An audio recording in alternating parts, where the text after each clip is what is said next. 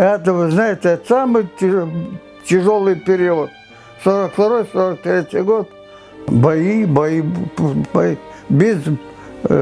беспрерывно. Бои идут и бои. И кажется, одно и то же.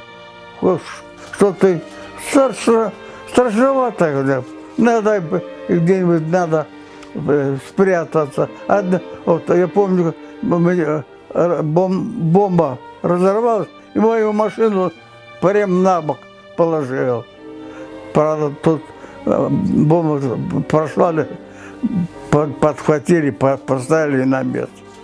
И такой случай был. Постараться я не знаю, как, чтоб иметь.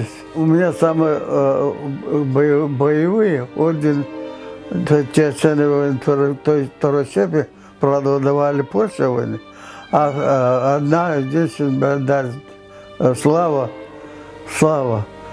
за то, что переправляли через реку.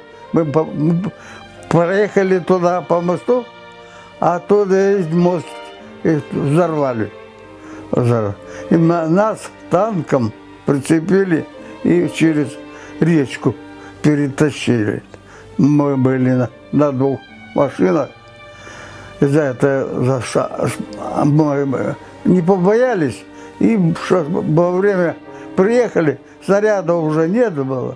А как раз мы подвезли. И за это славу дали.